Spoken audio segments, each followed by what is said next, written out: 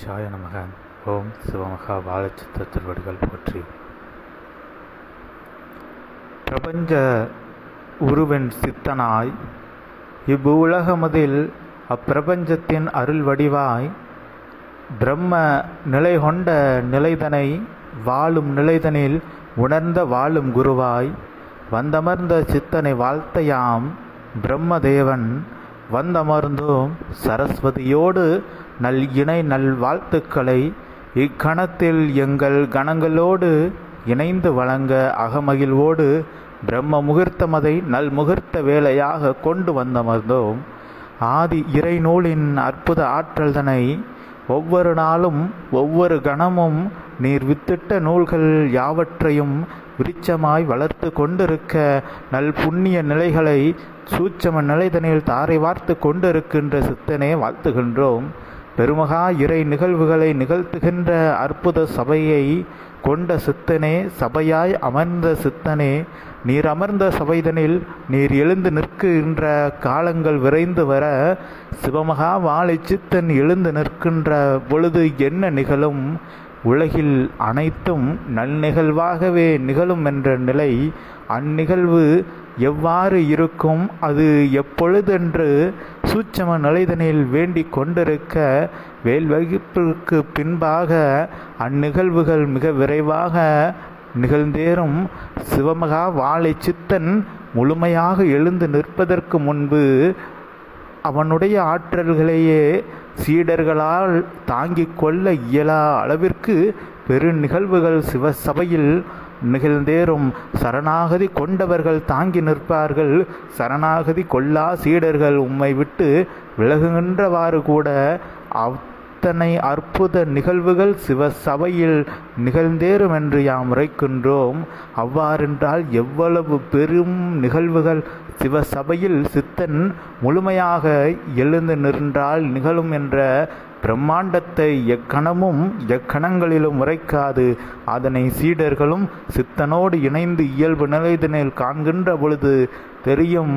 பிரபஞ்சம் எழுந்து நின்றால் என்ன நிகழும்? ஒட்டுமொத்த பிரளய யுகமாக மாறிய கலியுகம் மாறி நிற்குமாயின் இக்கலியில் யுகம் மாறும் என்று ஒவ்வொருவரும் உரைக்கின்றோம்.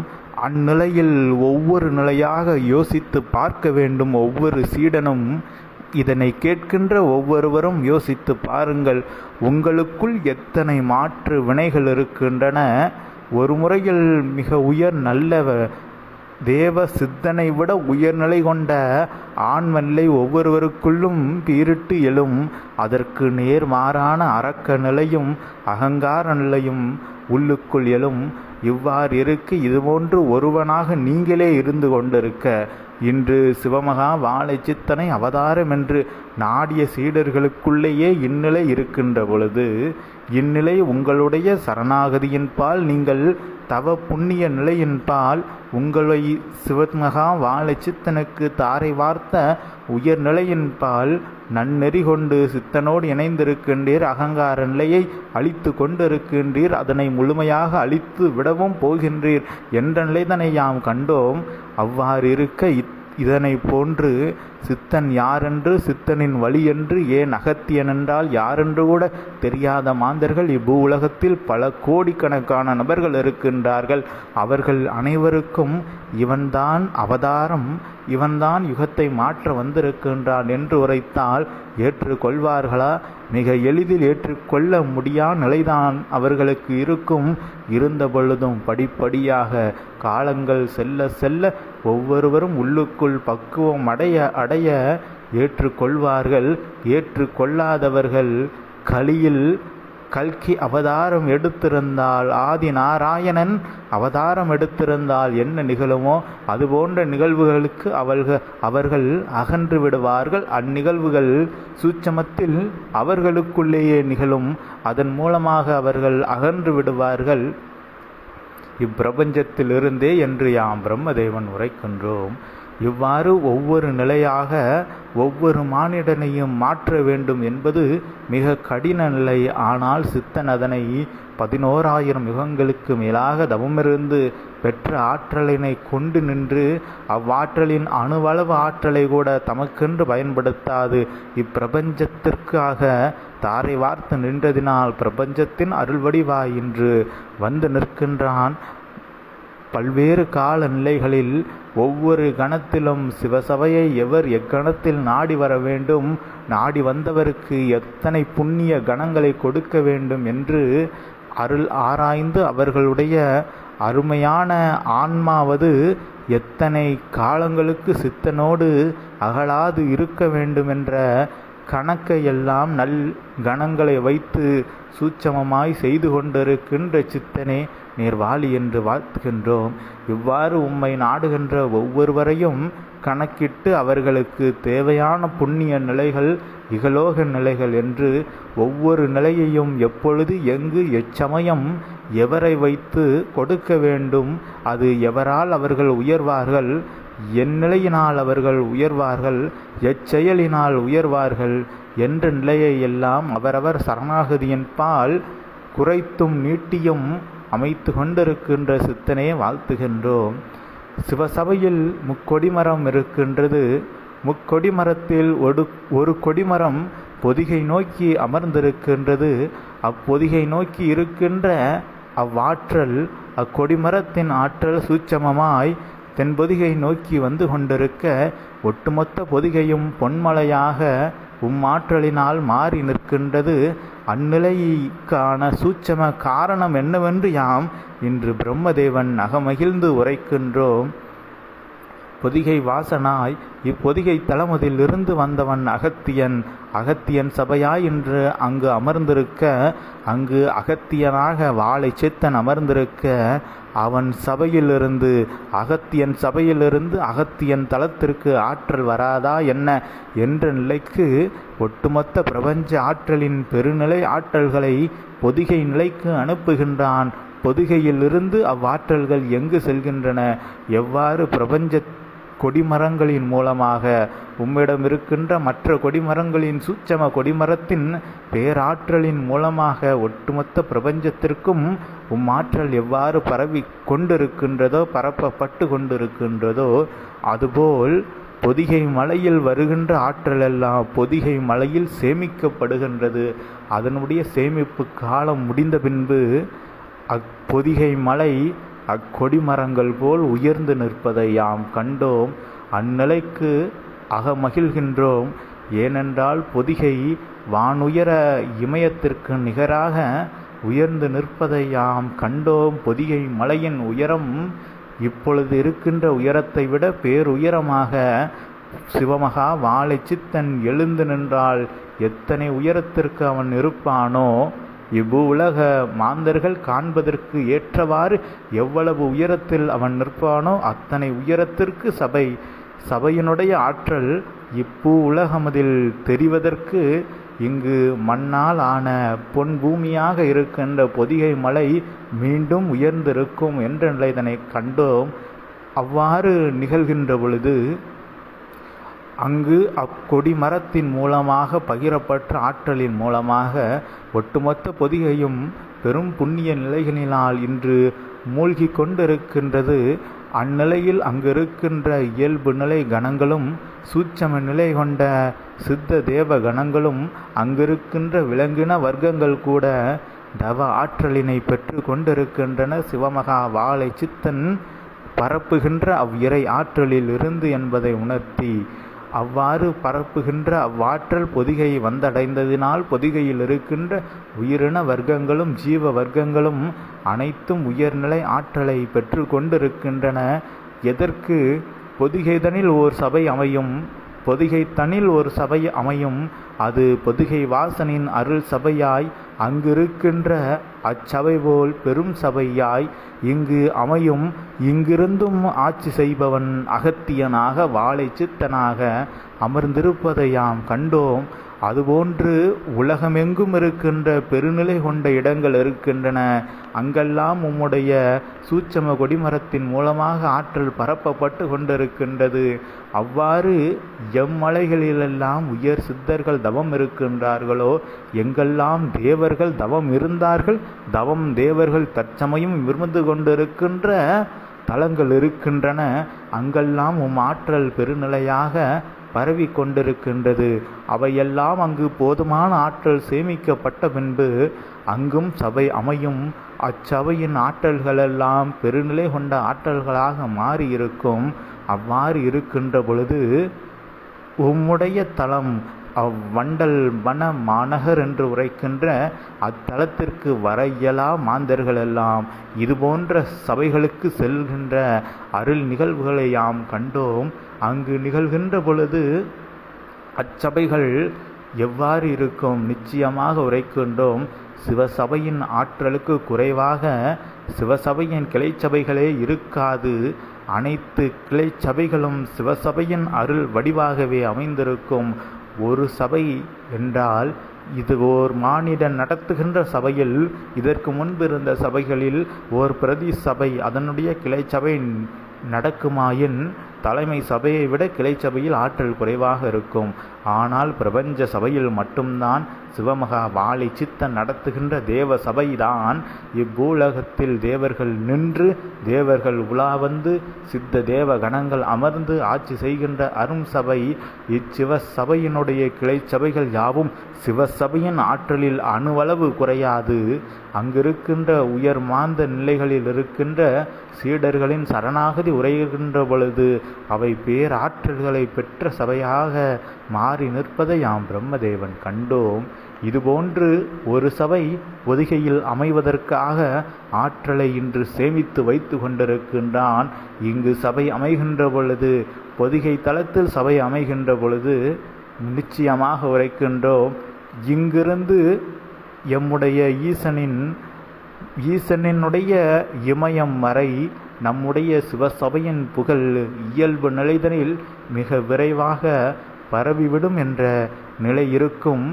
இங்கு செல்வதா அல்லது இமயத்திற்கு செல்வதா என்று மாந்தர்கள் சந்தேகம் கொண்டு அங்கு சென்றால் ஈசனிடம் பேச இயலாது, இங்கு சென்றால் ஈசன் உரையை கேட்கலாம் என்ற நிலைக்கு வந்து நிற்கின்ற அருள் நிகழ்வுதனை யாம் கண்டோம். இதுபோன்று உண்மை சித்தன் நீ என்பதை உள்ளூர ஏற்று உயர்நிலை கொண்ட ஆன்மாக்கள் எல்லாம் உம்மை விரைவாக தேடி வருவதையும் யாம் கண்டோம். அதற்காக யுகமாற்ற நிகழ்வுக்காக உம்முடைய சாத நிலைகளையும் நீங்கள் அதிகரிப்பதை யாம் கண்டிருந்தோம்.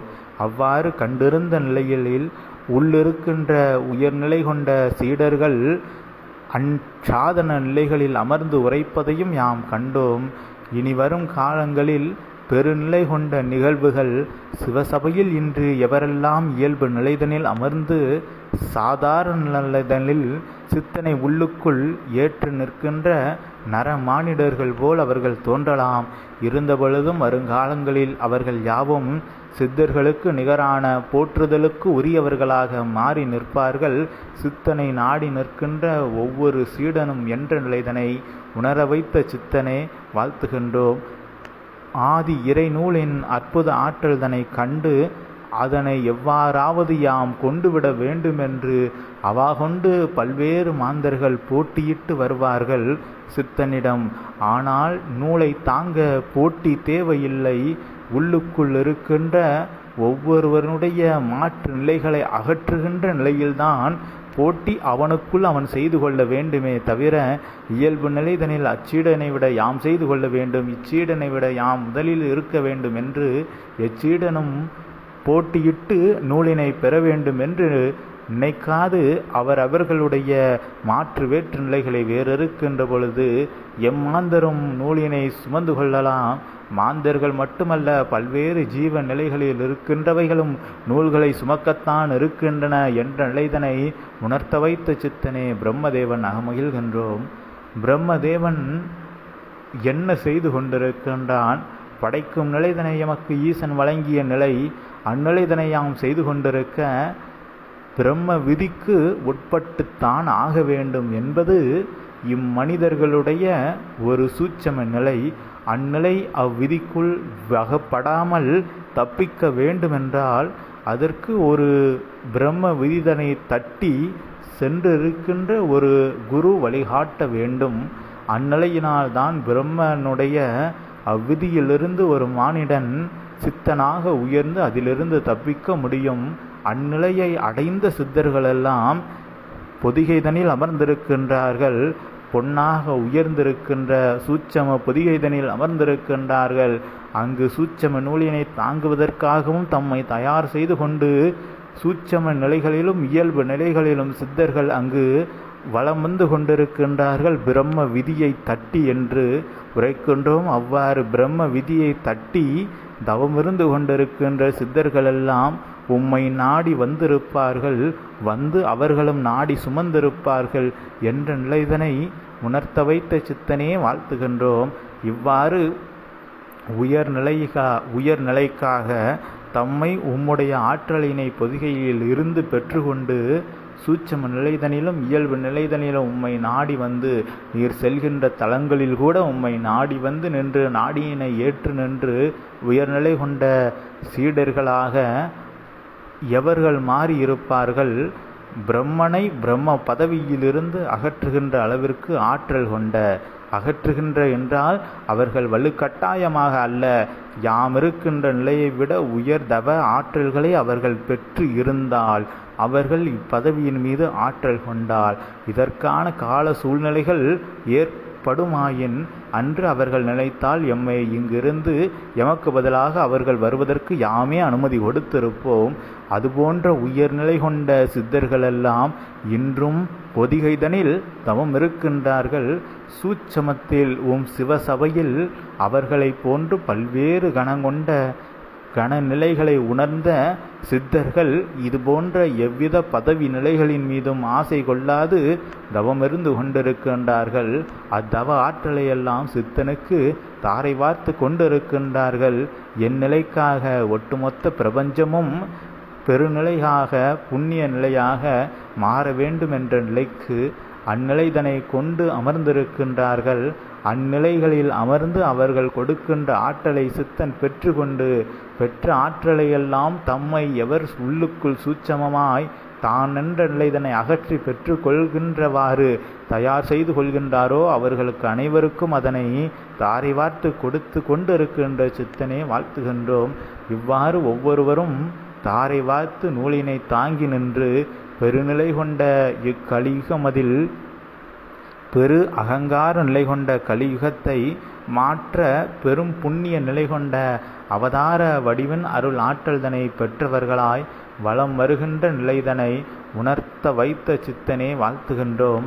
எவ்வாறு ஒவ்வொருவரும் போட்டியிடுவது தமக்குள் இருக்கின்ற புண்ணிய நிலைகளிலும் தீய கர்ம வினைகளுக்குள்ளும் போட்டியிட்டு இறுதியாக தர்ம நிலை கொண்ட புண்ணிய நிலை கொண்ட நிலையையே வெற்றி பெறச் செய்து வெற்றி வேலவனின் அருள் ஆயுதமான வேலின் வடிவாய் இருக்கின்ற சிவமகா வாழை சித்தனின் செங்கோலினை உள்ளுக்குள் ஏற்று நின்று அதன் மூலமாக ஆதி இறைநூலை ஏற்று நின்று ஒவ்வொருவரும் வலம் வர வேண்டுமென்ற நிலைதனை உணர்த்த வைத்த சித்தனே வாழ்த்துகின்றோம்.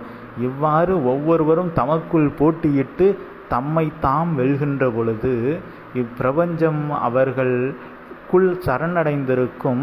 அவ்வாறு அவர்களுக்குள் பிரபஞ்சம் சரணடைகின்ற பொழுது என்ன நிகழும்?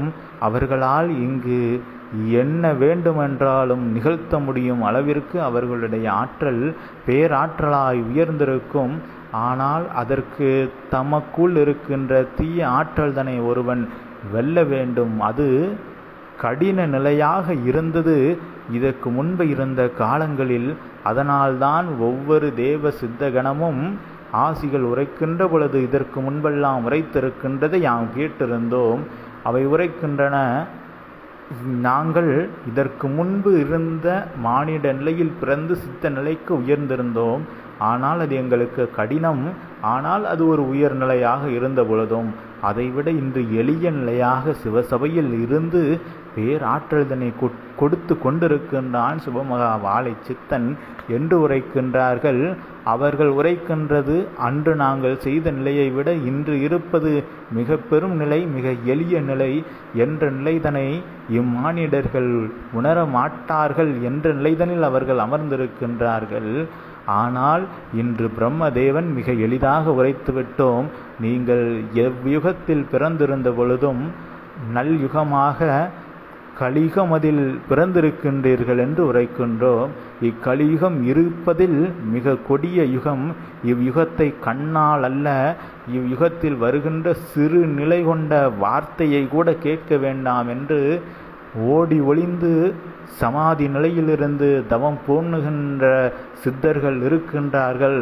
உரைத்தோமே, பிரம்ம விதியை தட்டி செல்கின்ற சித்தர்கள் கூட இக்கலியுக மாந்தர்களின் வார்த்தையை கேட்கக்கூடாது என்று தவம் இருந்து கொண்டிருக்கின்றார்கள் சமாதி நிலையில் என்று யாம் உரைக்கின்றோம்.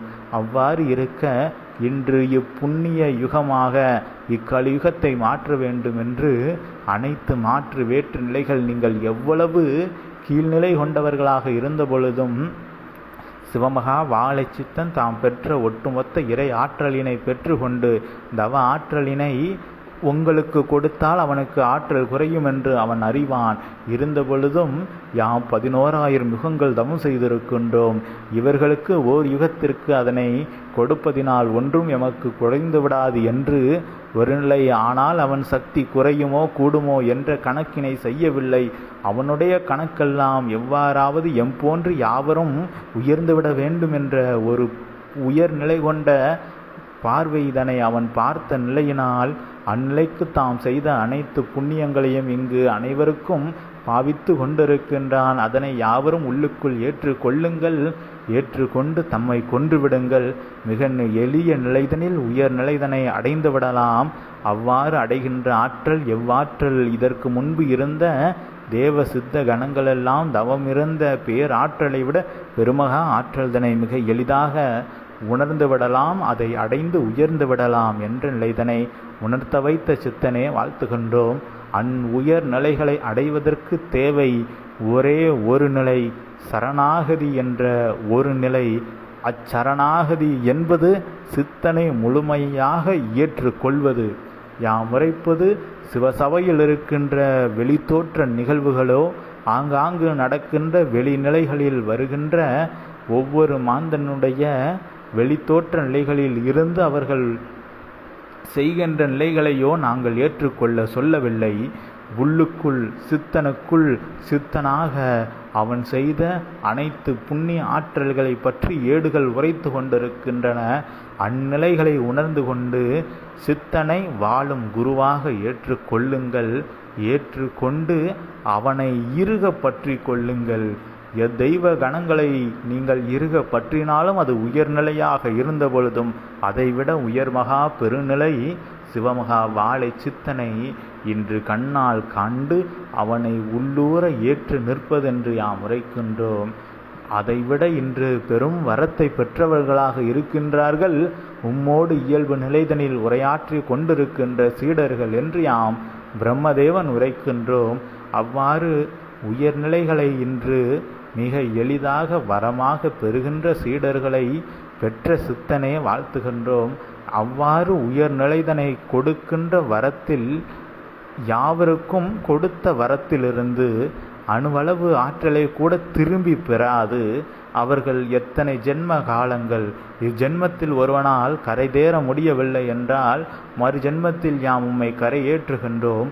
இஜென்மத்தில் செய்த புண்ணிய நிலையை வைத்துக்கொள் என்று நீர் கொடுத்த புண்ணிய ஆற்றலினை அவ்வாறே அவன் ஆன்மாவோடு இணைத்து மீண்டும் பிறவி எடுக்கின்ற பொழுது சிவசபையை வந்து நாடி சித்தனை நாடி நின்று உயர்நிலைதனை அடைவதற்கு ஏற்றாற்போல் ஒவ்வொரு மானிடனையும் கவனித்து கொண்டிருக்கின்றீர். ஒரு மானிடனை இதுபோல் அவன் இப்பிறவியில் என்ன செய்தான், அடுத்த பிறவிதனில் அவன் எங்கு பிறப்பான், அவனை எவ்வாறு சபை கொண்டு வருவது என்பதே மிக கடின நிலையாக இருக்கின்ற பொழுது உம்மை நாடிய ஒவ்வொரு சீடனையும் நீர் அவ்வாறு கவனித்து கொண்டிருக்கின்றீர். எவரெல்லாம் இப்பிறவியிலேயே தேறி உயர்நிலை கொண்டவர்களாய் மாறிவிடுவார்கள். எம்மாந்தர்களெல்லாம் தமக்குள் வருகின்ற மாற்று வேற்று நிலையினால் உம்மை கண்ட பொழுதும் உன்னை காணாத பொழுது போல் இருக்கின்ற மாந்தர்களையெல்லாம் எவ்வாறு அவர்களை அடுத்த பிறவியிலும் அல்லது அதற்கடுத்த பிறவியிலோ அவர்கள் எப்பொழுது தேர்வார்கள் என்றவாறு கணக்கிட்டு வைத்து கொண்ட சித்தனே வாழ்த்துகின்றோம். இவ்வாறு ஒவ்வொரு நிலையாக ஒட்டுமொத்த பிரபஞ்சத்தில் இருக்கின்ற மாந்தர்களையெல்லாம் நீர் கவனித்து கொண்டிருக்கின்றீர். இவ்வுலக மாந்தர்கள் மட்டுமல்ல, ஒட்டுமொத்த பிரபஞ்ச மாந்தர்களையும் கண்டு கொண்டிருக்கின்றீர். எங்கெல்லாம் களி இருக்கின்றதோ அங்கெல்லாம் சபை இருக்கும். சபை இருக்கின்ற இடமெல்லாம் களி இல்லாத இடமாக மாறிவிடும் ஒரு காலமதில் என்ற நிலைதனை யாம் பிரம்மதேவன் கண்டோம். இவ்வாறு உயர்நிலைகளை உரைக்க வைக்க உயர் நூலினை திறந்து எம்மை அமர வைத்த சித்தனே வாழ்த்துகின்றோம் உம்மை. பிரம்மதேவன் முதற்கொண்டு பல்வேறு தேவ சித்த கணங்களை ஒரு நிலையாக ஒரு கணமதில் அமர வைத்து அந்நிலையில் ஒட்டுமொத்த பிரபஞ்ச நிலைகளுக்குள் இருக்கின்ற ஆற்றல்களை எல்லாம் எடுத்துரைக்க வைத்த ஏட்டின் ஆற்றல்தனை கொடுத்த சித்தனே நீர் வாழி என்று வாழ்த்துகின்றோம். பிரம்ம ஏடை எவன் கிழிக்க முடியும்? அது அப்பிரம்ம தேவனினால் தான் முடியும். ஆனால் இப்பிரம்ம தேவனின் ஆற்றலை சிவமகா வாழை சித்தன் கொண்டிருந்த நிலையினால் ஒவ்வொருவனும் பிரம்ம விதிக்கு உட்பட்டு பூலோகமதில் பிறக்கின்றான். பிறக்கின்றவன் சபையை நாடி வருகின்ற பொழுது இப்பிரம்ம தேவனின் ஆற்றலை சிவமகா வாழை சித்தன் சூட்சம நூலாக பெற்றிருப்பதினால் ஒவ்வொருவனுடைய அப்பிரம்ம விதிக்கு உட்பட்ட ஜாதக நிலைதனை கிழித்து எறிவது உண்மை என்று யாம் பிரம்மதேவனே இங்கு ஊர்ஜிதமாய் உரைக்கின்றோம். அது எவ்வாறு நடக்கின்றது? ஒருவன் கொள்கின்ற சரணாகதி நிலையினால், அவனுக்கு சித்தனிடமிருந்து கொடுக்கப்படுகின்ற புண்ணிய நிலையினால் அவை நிகழ்கின்றது. ஒருவன் எவ்வாறு பிரம்ம விதி, அப்பிரம்ம விதி என்பது என்ன என்பதை யாம் பிரம்மதேவன் தற்சமயம் உரைக்க வேண்டும் என்ற நிலையில் இருப்பதினால் உரைக்கின்றோம். ஒருவன் பூவுலகமதில் ஒட்டுமொத்த பிரபஞ்சத்திற்கும் ஓர் விதி உண்டு இருந்த பொழுதும் யாம் ஓர் மானிட நிலைக்கு உட்பட்ட விதிகளை மட்டும் உரைக்கின்றோம். சிறுநிலையாக ஒருவன் இவ்வுலகமதில் கருவிலிருந்து பிறக்கின்ற பொழுது, ஆணோ பெண்ணோ பிறக்கின்ற பொழுது, நாங்கள் உருவாக்கி வைத்திருக்கின்ற இந்நவ கிரகங்களின் பால் ஒருவனுடைய ஆயுட்காலம் அன்று அவன் பிறக்கின்ற பொழுது, கருவறையில் இருக்கின்ற பொழுதெல்லாம் அவனுக்கு எவ்வித பாதிப்பும் வருவதில்லை. அவ்வாறு வருகின்ற பாதிப்பை எல்லாம் அவன் தாய் சுமந்து கொண்டிருக்கும். ஆனால் கருவை விட்டு வெளிவந்த பின்பு வருகின்ற இப்பிரபஞ்ச அதிர்வு நிலைக்குள் எவன் அகப்படுகின்றானோ, நிச்சயமாக அவ்வாறு அகப்படுபவன் அச்சமயம் பிறக்க வேண்டும், ஜனனிக்க வேண்டும் என்பதுதான் பிரம்ம விதி. அவ்வாறு ஒருவனுடைய ஆன்மாவை அக்கருவில் புகுத்தி அதனை இக்கணத்தில் அதனை பிறப்பிக்க வேண்டும். அது பிறப்பித்து இங்கிருக்கின்ற நவகிரக சுழற்சியில் அது உழன்று அது இத்தனாவது அகவையில் இதனை அடைய வேண்டும். இந்த அகவையில் அது இவ்வு உலகத்தை விட்டே அகன்றுவிட வேண்டும் என்ற நிலைகளெல்லாம் அப்பொழுதே குறித்து வைக்கப்பட்டு விடுகின்றன. அதற்கான நிலைகள்தான் ஜாதக நிலைகளாக இருக்க, ஜாதகத்தை விட உயர்நிலைகளும் சில இது இருக்கின்றன. அதை ஏடுகள் உயர்நிலைக்கு உயர்கின்ற பொழுது உள்ளிருந்து உரைப்போம். அவ்வாறு இருக்கின்ற பொழுது இதுதான் பிரம்மனுடைய உயர்நிலையில் இருக்கின்ற அனைத்து நிலைகளுக்குள்ளும் ஆட்பட்டு கொண்டு விடுகின்ற ஒரு நிலை. இந்நிலைக்குள் ஒரு ஆன்மா, ஒரு உயிர், ஒரு மனிதனாக பிறப்பெடுக்கின்ற மனித பிண்டம் அகப்பட்டு விடுமாயின் அது நிச்சயமாக அதில்தான் அகப்படும். இதிலிருந்து தப்பிக்க வேண்டும் என்றால் இதனுடைய நிலைகளை அறிந்த ஒருவன், அது கருவில் இருக்கின்ற பொழுது அதற்கு என்ன இருக்கின்றது, கருவை விட்டு வெளிவந்தால் என்ன நிகழ்கின்ற பொழுது அது வளர்கின்ற ஒரு சிசு மானிடனாக வளர்கின்ற பொழுது அதனுக்கு இப்பிரபஞ்சத்திலிருந்து எவ்வாற்றெல்லாம் கிடைக்கின்றது, அது எதனை பொறுத்து கிடைக்கின்றது, நவகிரகங்களின் சுழற்சியிலும் இவ்வொட்டுமொத்த பிரபஞ்ச சுழற்சியையும் கொண்டு ஒவ்வொரு மானிட சரீரமும் உயர்வு நிலைக்கும் தாழ்வு நிலைக்கும் உட்பட்டு கொண்டு இருக்கின்றது. அதுபோல் அவனுடைய ஆன்ம நிலைக்குள் அவன் செய்கின்ற புண்ணிய நிலைக்கு ஏற்றாற்போல் ஓராற்றல் அவனுக்குள் கிடைக்கின்றது. அதனை புண்ணியம் என்று உரைக்கின்றோம். மாற்று நிலைகள் செய்தால் அது அதர்ம நிலையினால் வருகின்ற தீய கர்மவினை என்றும் உரைக்கின்றோம். இந்நிலைகளையெல்லாம் எவன் ஆராய்ந்து பார்த்து இதில் எதனை செய்தால் எம் தேகத்தை நிறுத்தி கொள்ளலாம், எதனை செய்தால் எம்முடைய ஆன்ம நிலையில் இருக்கின்ற புண்ணிய நிலைதனை உயரச் செய்து மீண்டும் இப்பிறவி வராத அளவிற்கு எத்தனை ஆற்றல் வேண்டும், அவ்வாற்றலை பெற்று கொள்வதற்கு எவ்வழிகளெல்லாம் என்பதை இதற்கு முன்பு தவ நிலையிலிருந்து தேவ சித்த கணங்களிடமிருந்து கேட்டு தெரிந்து கொண்ட ஓர் வாழும் குரு வழிகாட்ட வேண்டும். அந்நிலைக்கு பல்வேறு சித்தர்கள் இருந்தார்கள். அவர்களும் உரைத்து பார்த்தார்கள், ஏட்டில் எழுதி வைத்து பார்த்தார்கள். ஆனால் அனைத்து ஏடுகளையும் இன்று மாற்றி எழுதத்தான் தயாராக இருக்கின்றார்களே தவிர அதில் இருக்கின்ற உயர் உன்னத உரைகளையும் எழுத்து வடிவ நிலைகளில் இருக்கின்ற அறிவு நிலை ஞான நிலைகளை ஏற்றுக்கொண்டு எவரும் தம்மை மாற்ற தயாராக இல்லை.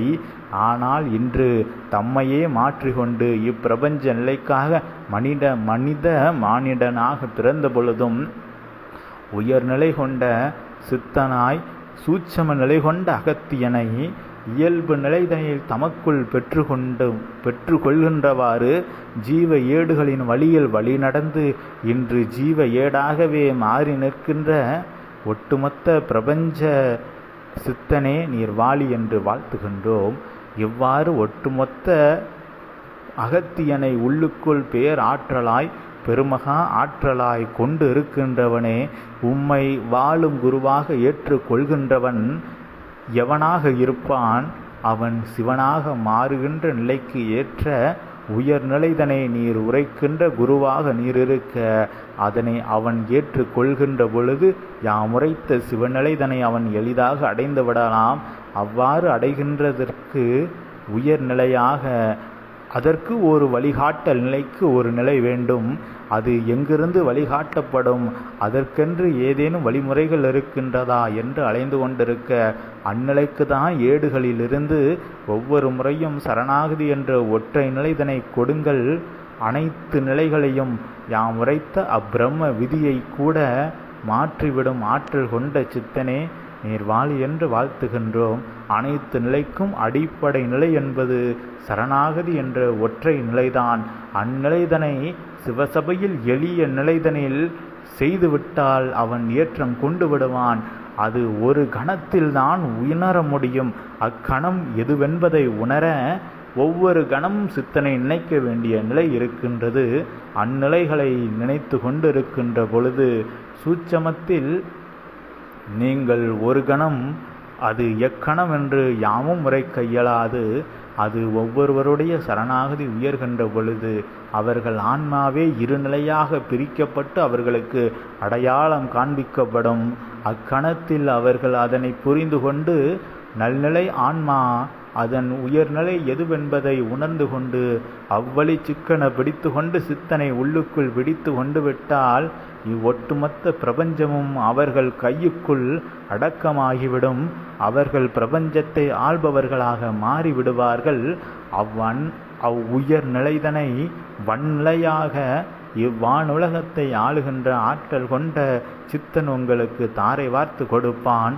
அவன் கொடுக்கின்ற அவ்வன்ம நிலை கொண்ட உயர் ஆற்றல்தனை நீங்கள் பெறுகின்ற பொழுது நல் வன்கட்டையது போல் ஒவ்வொருவரும் வைர கட்டைகளாக மாறி நிற்கலாம்.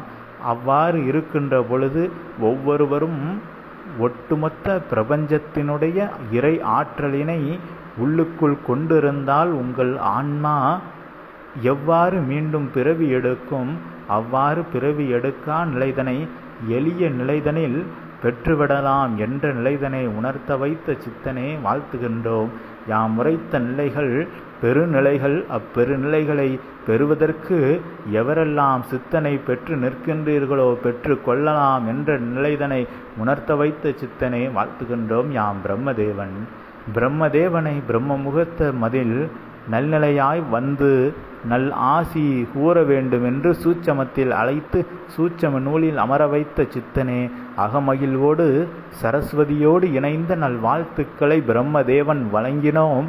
இதில் உரைத்த சில நிலைகளில் இருக்கின்ற பெருஞான நிலைகள் பிரம்ம விதியை உரைக்கின்ற அந்நிலையெல்லாம் உரைத்தது சரஸ்வதி என்று யாம் பிரம்மதேவன் உரைத்து அகமகிழ்வோடு இவ்வதிகாலை வேளைதனில் சித்தனை வாழ்த்தி சிவமகா வாழை சித்தனை ஏற்று கொண்டோர் யாவரும் ஏற்றம் கொள்கின்றவாறு வரம் கொடுக்கின்ற சித்தனே நீர் வாழ் என்று வாழ்த்தி அமர்கின்றோம் யாம் பிரம்மதேவன்.